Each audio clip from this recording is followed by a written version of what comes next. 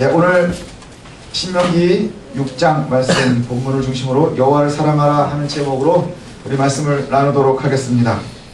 우리가 신명기를 계속해서 살피고 있는데요. 신명기의 위치가 어디에 있느냐 하면 이제 모세가 거의 그의 인생을 마치고요. 그 요단 오른쪽에 있는 땅들을 갖다가 정복하고 이제 가나안에 들어가기 직전에 모세가 자신의 인생의 거의 마감을 보면서 설교한 내용들입니다. 설교. 그래서 크게는 한 3개, 4개 정도의 설교문이고요. 그 설교를 하면서 그 이전까지 한 세대가 지나간 동안에 있었던 일들을 이야기하고 너희가 어떻게 하면 가나안을 정복할 수 있겠느냐, 너희가 하나님께서 주신 은혜를 어떻게 하면 누리면서 살아갈 수 있겠느냐 하는 그 해답을 갖다가 설교하고 있는 장면입니다. 그리고 오늘 이제 모압 평지에서 너희가 가나안을 바라보면서 하나님을 섬겨라, 하나님만을 따라라, 그러면 하나님께서 너희와 함께 하실 것이라 하는 설교를 갖다가 이제 하고 있는 것인데, 오늘 6장과 7장은 이제 거의 한 세트를 이렇게 보시면 될 것 같은데, 이게 뭐냐면 이 내용이 거의 계약서와 같은 형식을 가지고 있어요. 그래서 계약서가 우리가 이제 뭐 임대차 계약 이게 아니고요,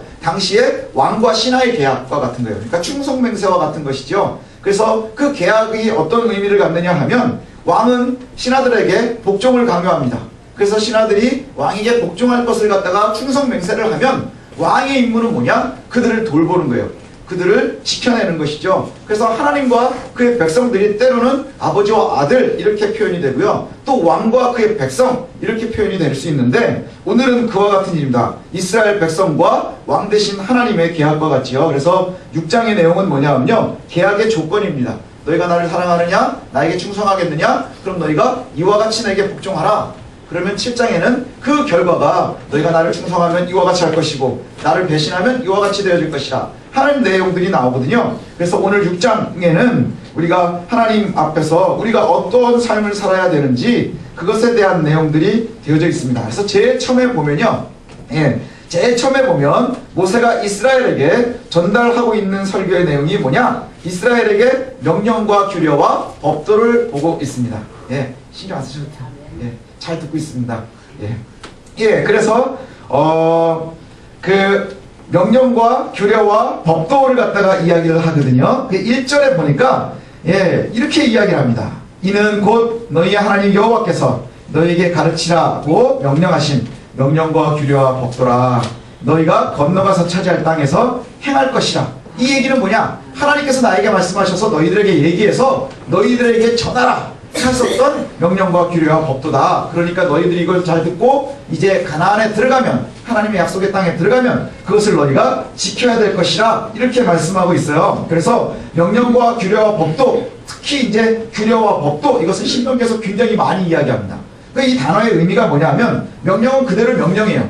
그냥 윗사람이 아랫사람에게 하는 명령. 그래서 이 명령은 그냥 복종해야 되는 것이죠. 그러니까 너희가 들으면 복종하라 는 거예요. 군대에서 위에서 사령관이 이야기하면, 장수가 이야기하면 이등병은 아무리 생각해도 내가 생각하기엔 이렇게 해서는 답이 없는데 라고 되지만, 장군이 보는 눈과 그 다음에 이등병이 보는 눈은 전쟁의 전체를 바라보는 거예요. 전쟁에. 그래서 우리가 해야 되는 건 뭐예요? 만약에 이등병들이 끊임없이 장군이 뭐라고 할 때마다 그거에 토를 달고 뭐하고 하면 전쟁에 이길 수 없는 거예요. 장수가 정하면 우리는 믿고 신뢰하고 따라가야 그것이 이길 수 있는 것이죠. 사공이 많으면 배가 산으로 간다 그러잖아요. 근데 전쟁에서 사공이 많으면 질 수밖에 없는 거예요. 그 다음에 용맹한 장수가 있으면 그 장수를 믿고 나아가는 거예요. 그런데 그 장수가 누구예요? 하나님 되시는 거예요. 하나님께서 우리에게 명령하시면 우리가 하는 것은 뭐냐? 이해가 잘 안 돼도 복종하는 거예요. 그 복종을 갖다가 말씀하고요. 그 다음에 규례는 뭘 얘기하느냐? 색이다라는 의미에서 하크라는 단어에서 온 말이거든요. 그래서 후컴이라는 말인데, 이거는 뭐냐면 규례는 뭘 하는 의미냐? 잘 배우라는 거예요. 그래서 너희가 잘 학습하고 기억하라 하는 의미를 가지고 있고요. 법도는 뭐냐? 재판장이나 통치자가 선포한 법률을 얘기하는 거예요. 그래서 대통령령으로 뭐가 정해면 우리가 마음에 안 들어도 그 법에 접촉을 받는 거예요. 그래서 법에 보니까 길에 가면서 담배꽁초는 버리지 마라 그렇게 돼 있는 거예요. 담배 피는 사람들은 기분 나쁠 수 있어요. 쓰레기통도 없고 담배 피면 그걸 주머니에 넣고 다니라는 거냐? 그래서 버린단 말이죠. 그러면 내 마음에 들지 않지만 그게 걸리면 벌금 물어야 하는 거예요.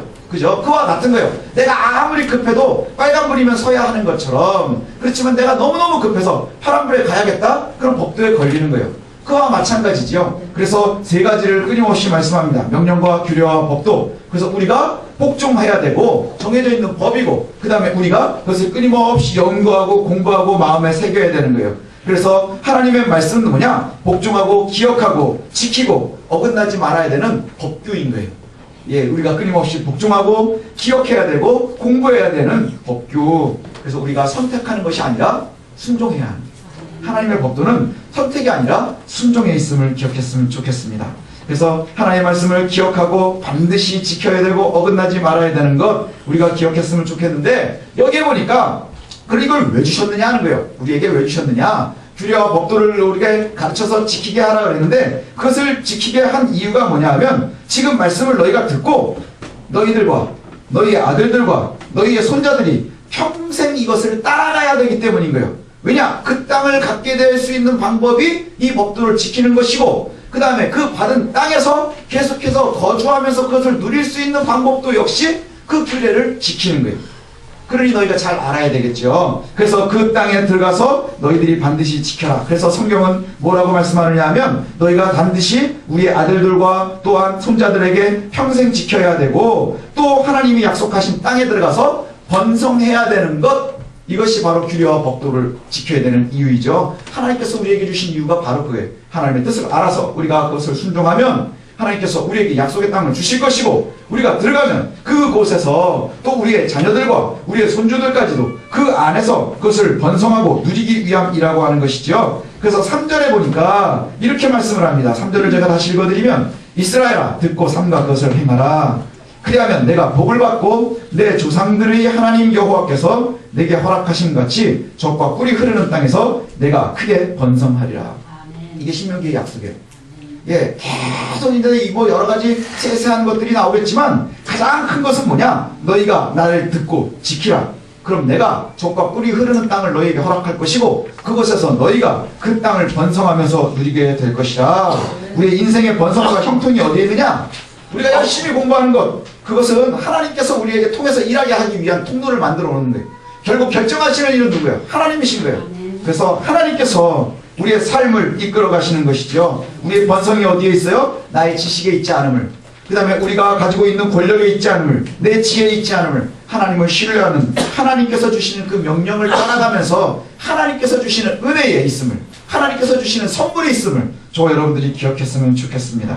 그래서 가장 중요한 대명제가 뭐냐? 그럼 하나님께서 주신 그 규례와 법도와 법률, 법도의 그 주제가 뭐냐 하면, 그것이 바로 5절 말씀이에요. 5절. 자, 5절을 우리 초등학생들 몇 명이 있나요? 예, 예, 3명이 있네. 자, 초등학생 3명. 자, 찾아보십시오. 신명기 6장 5절 말씀. 자, 경훈이 찾았나? 찾고 있어요? 다 찾았어요? 네. 세율이도 찾았어요? 자, 그럼 셋이서 자, 5절을 같이 읽겠습니다. 시작! 너는 마음을 다하고 뜻을 다하여 힘을 다하여 내 하나님 여호와를 사랑하라. 네. 자, 아멘 하지 말고요. 우리도 한번 다 같이 읽으십시다. 우리도 한번 같이 읽겠습니다. 5절 시작! 너는 마음을 다하고 뜻을 다하고 힘을 다하여 내 하나님 여호와를 사랑하라. 예, 이것이 대전제예요. 예수님께서도 예, 그 제자들에게 말씀하실 때 예, 무엇이 선지자들의 강령입니까? 하나님을 사랑하고 내 이웃을 내 몸같이 사랑하라.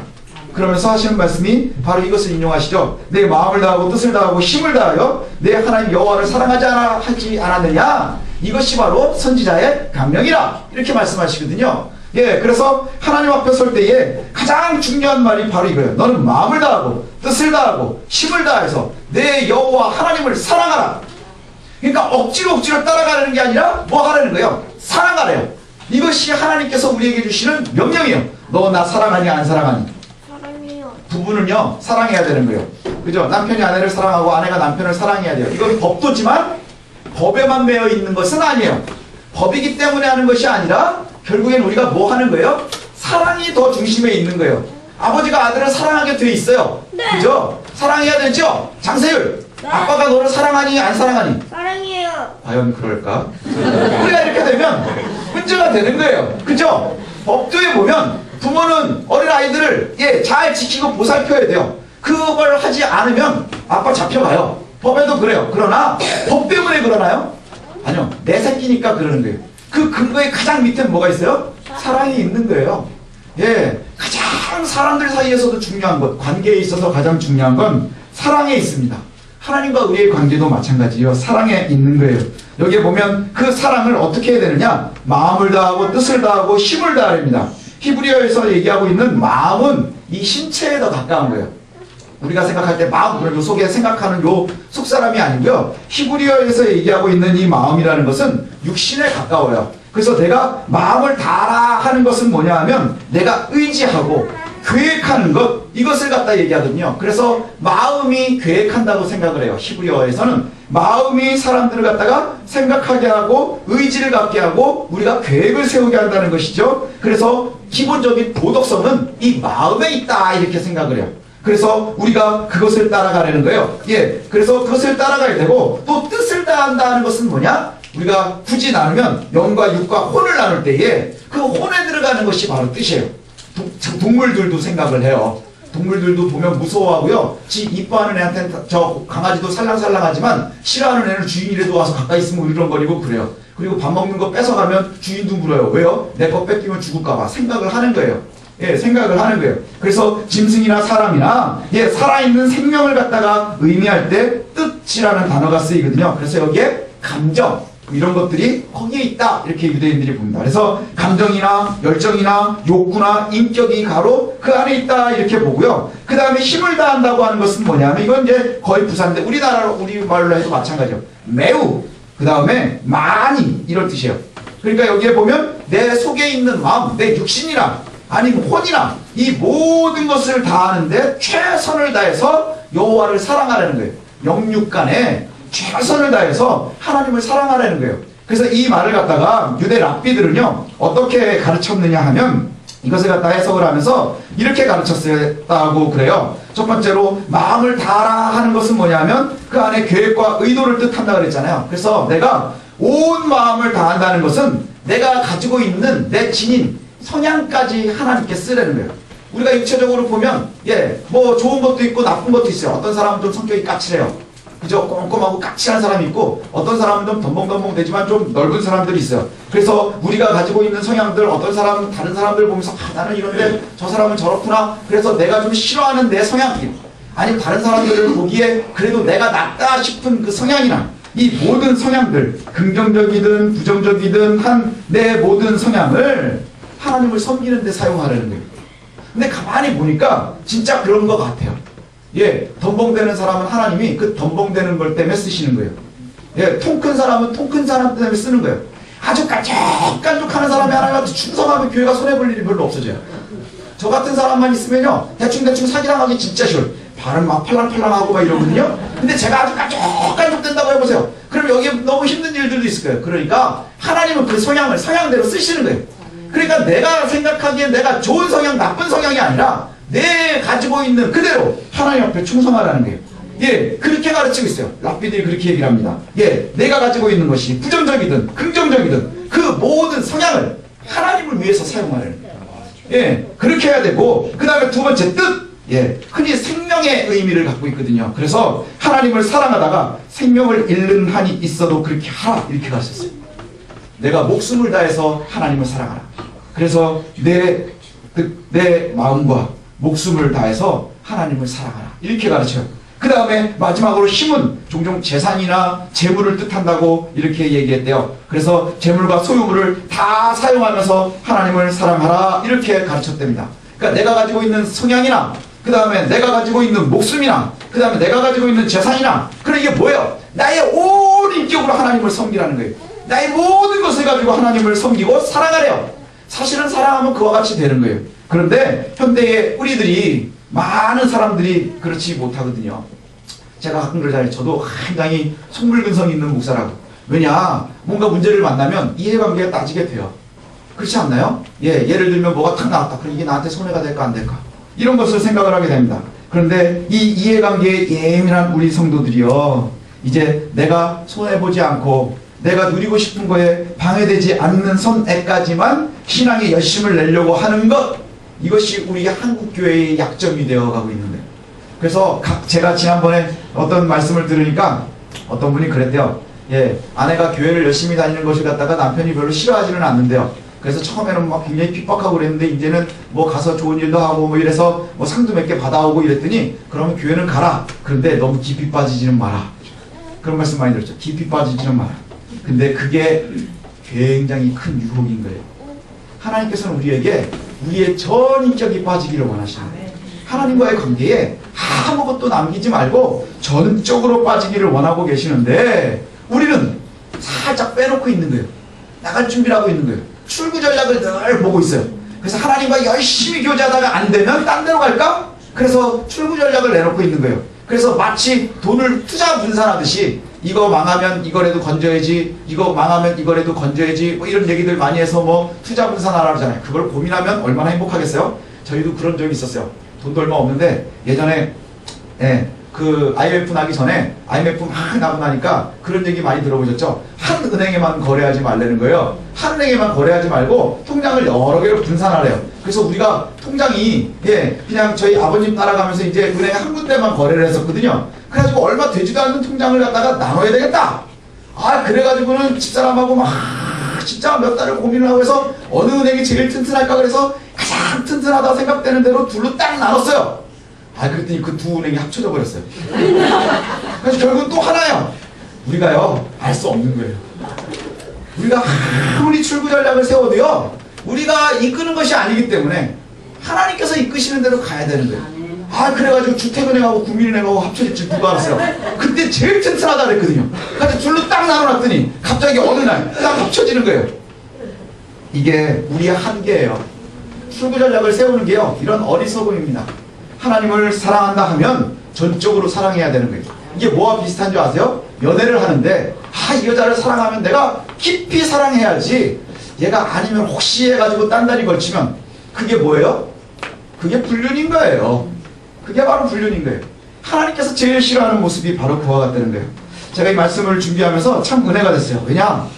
유대 랍비들의 가르침이 현대를 살아가는 우리 그리스도인들에게 참으로 큰 도전이 되는 것 같아요. 저에게도 참 큰 도전이 됐어요. 나의 모든 성향을 하나님을 섬기는 데 사용하라. 나의 속심함도 하나님께 섬기고, 그 다음에 나의 팔랑미까지도 하나님 쓰시기에 만들고, 나의 연약함까지도 하나님께서 쓰시도록 만들고, 그 다음에 나의 생명을 걸고, 나에게 주신 모든 것을 하나님께 걸고 사랑한다면 멋진 도전 아니겠어요? 그 도전의 이유가 어디에 있는 거예요? 하나님께서 너희가 넘어가서 내가 주는 곳에서 오랫동안 누리게 하기 위함이죠. 그래, 이것을 갖다가 우리가 좀 잘 볼 수 있었으면 좋겠습니다. 그래서 한국 교회가요, 발전할 때 보면 그 한국 교회의 발전과 한국 경제의 발전이 비례한다고 그래요. 그래서 교회가 정체되면서 한국 경제도 정체된다, 이렇게 얘기를 하거든요. 그런데 이것이 왜 그럴까? 미친 듯이 일하던 시대에 하나님을 미친 듯이 믿었거든요. 정말 그랬어요. 그런데 이제 사람들이 분산 정책도 생각하고 살만하니까 뭐 다른 것을 생각하는데 그리스도인들도 그와 같이 생각하기 시작했어요. 그런데 올인하는 사람하고요, 뒤를 내놓는 사람하고 붙으면 이길 수가 없는 거예요. 우리가 정말로 하나님 앞에서 충성하는 저 여러분들이 되셨으면 좋겠습니다.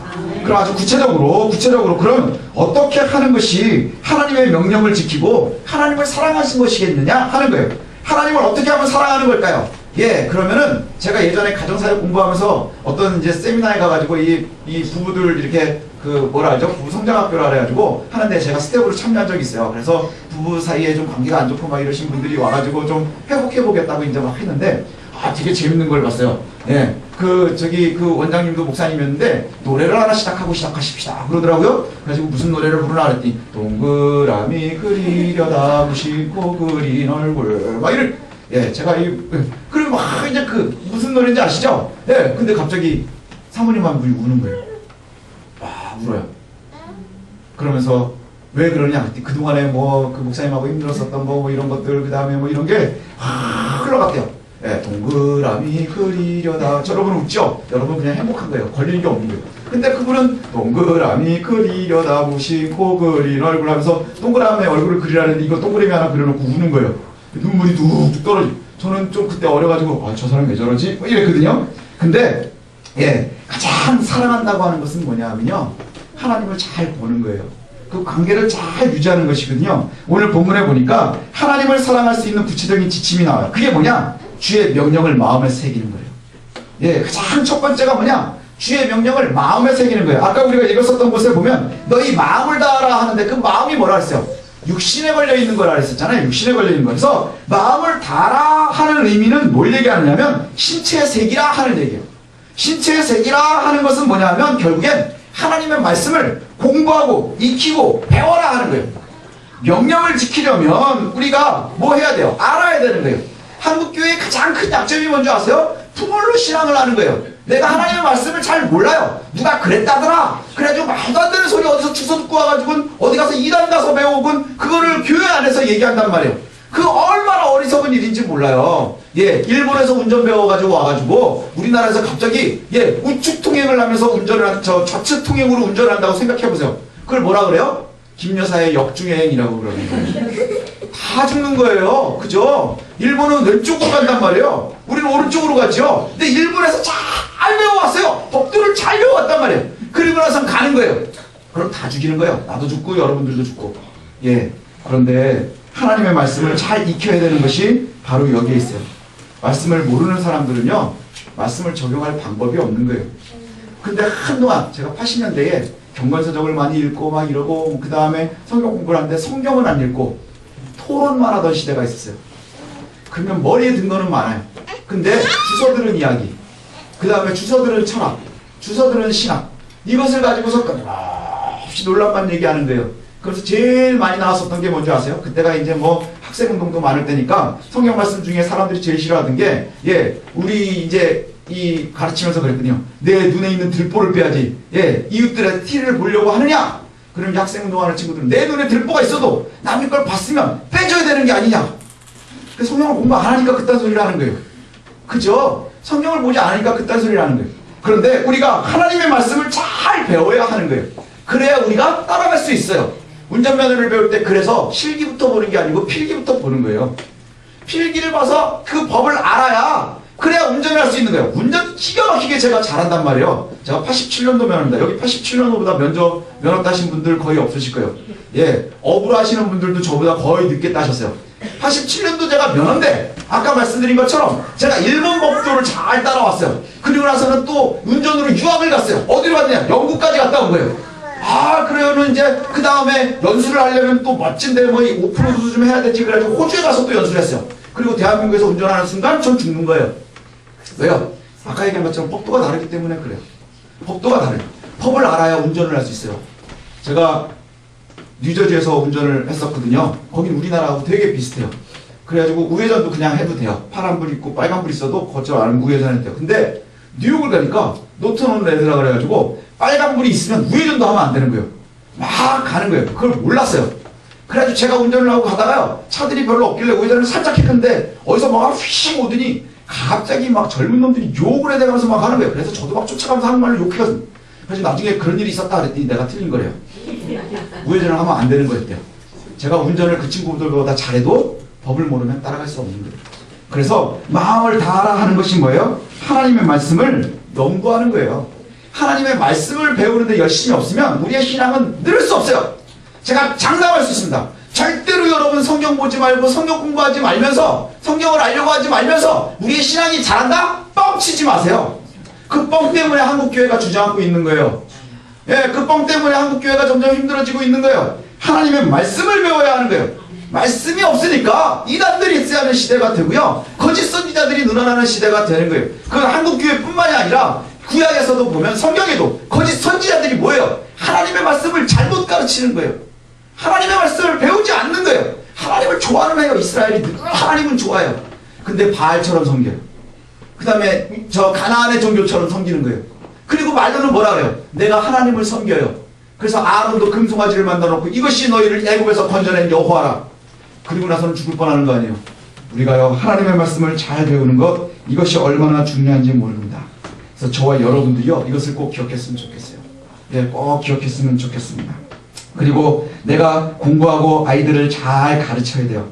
예, 여기 보니까 내 자녀들에게도 잘 가르쳐라, 이렇게 말씀하거든요. 예, 우리 자녀들에게도 잘 가르쳐야 됩니다. 아주 부지런히 가르치셔야 돼요.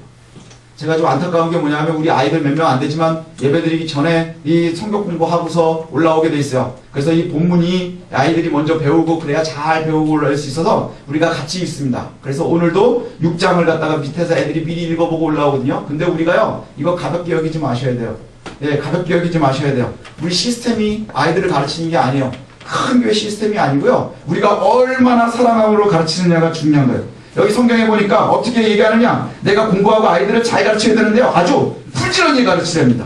그 다음에 아주 무시로 가르치랍니다. 말씀을 강론하는데요, 이스라엘 사람들이요, 손목에도 묶어주고 이마에도 묶어주고요, 문설주와 바깥 문에도 매놨어요. 그래서 들어가면서 만지면서 그때마다 끊임없이 암송하는 거예요. 하나님의 말씀을 그렇게 머릿속에다가 집어넣는 거예요.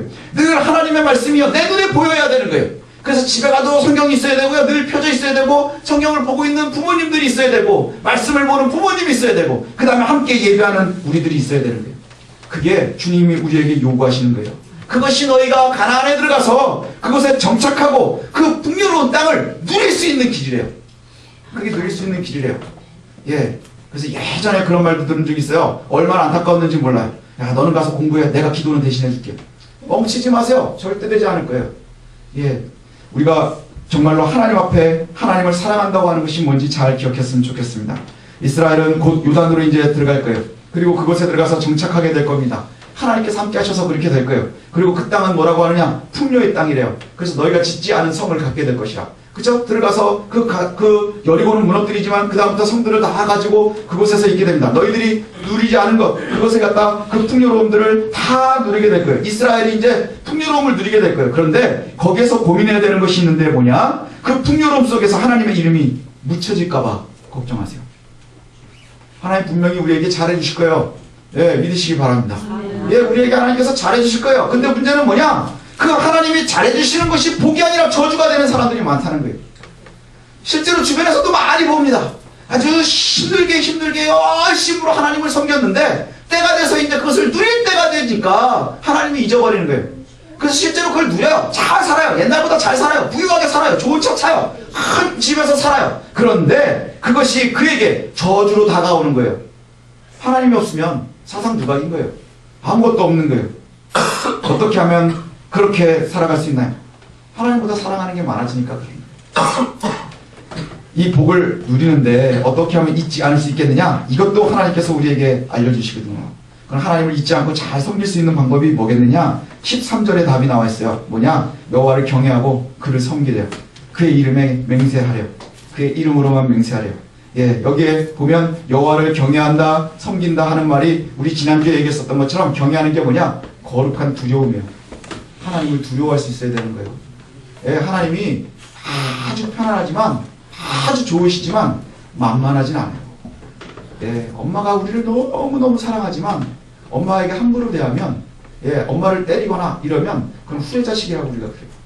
그죠? 성경에서는요, 돌로 쳐 죽이래요. 얼마나 어리석은 일인지 몰라요. 하나님이 우리를 사랑하시지만 하나님 앞에서 거룩한 두려움이 있어야 돼요. 그것이 바로 하나님을 경외하는 거예요. 그리고 그를 섬기랍니다. 섬긴다는 의미에 뭐가 들어있느냐? 예배하고 복종하는 거예요. 그래서 하나님을 두려워하고 하나님을 예배하고 하나님을 복종하는 것, 이것이 우리에게 정말로 하나님의 복을 놓치지 않고 계속 누릴 수 있는 길인 거예요. 우리의 신앙이 하나님 앞에서 거룩한 긴장감에 또 두려움에 그리고 예배하고 복종하는 것, 이것이 하나님을 잊지 않는 방법인 거예요. 그렇지 않나요? 예배에 끊임없이 참여하는 게 하나님을 잊지 않는 거예요. 그 다음에 하나님의 말씀을 끊임없이 생각하며 그것을 지켜내려고 하는 것, 이것이 잊지 않는 거예요. 그 다음에 여기 또 뭐라고 하느냐? 하나님께만 맹세하래요.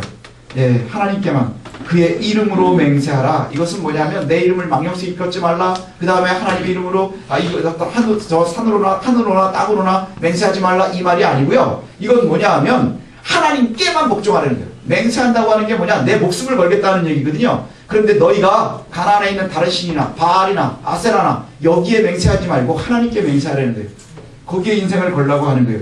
그리고 나서 이렇게 말씀합니다. 나중에 니네들 애들이 물어볼 거야. 아마 지금 세율이나 애들도 물어볼 거예요. 여러분에게.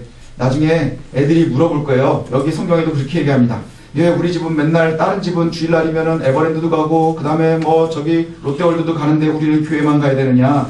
예, 나중에 또 아이들이 물어볼 겁니다. 예, 사춘기가 되면, 예, 다른 애들은 뭐 아버지한테 술 배운다는데 왜 우리는 술도 못 먹게 하느냐? 왜 우리는 담배도 못 피게 하느냐? 왜 우리는 뭐 이것도 해야 되고 저것도 해야 되는데 못하는 게 그렇게 많느냐? 예, 분명히 구별되려고 하면 애들이 고민하는 일들이 많을 거예요. 이제 하나씩 하나씩 그 일들이 생겨날 텐데, 그때 하나님께서 뭐라고 말씀하시느냐? 모세를 통해서 뭐라고 얘기하느냐 하면, 이 백성들이 너희들 자녀들이 물어보면 이렇게 대답하라. 이스라엘을 하나님께서 애굽에서 기사와 이적으로 건지셔서 너희들이 애굽의 바로의 종되었을 때 내가 건져내었기 때문에 그것을 갖다가 따라서 그때 주신 규례를 우리가 지켜나가면 하나님께서 건지신 그 하나님이 우리를 보호하시고 우리에게 복을 주시고 우리가 받은 복을 누리면서 살아갈 수 있도록 해주실 것이기 때문에 그 안에서 우리가 살아가야 되는 것이야. 이렇게 가르치래요. 그럼 우리는 어떻게 가르쳐야 되겠어요? 예, 옛날에 우리가 종되어서, 죄의 종되어서 죽어 있었을 때에 예수 그리스도께서 십자가에 달려 죽으심으로 우리가 그것을 믿고 구원받아서 이제 그 안에 우리가 구원에 있고 이것을 받아 누리면서 하나님의 나라에 들어가는 그 순간까지 우리가 그 안에서 은혜를 누리면서 그 다음에 우리가 그것을 겪어가면서 살아가야 되기 때문에 우리가 거룩하게 구별되어서 살아가야 되는 거예요. 이렇게 얘기할 수 있어야 되는 거예요.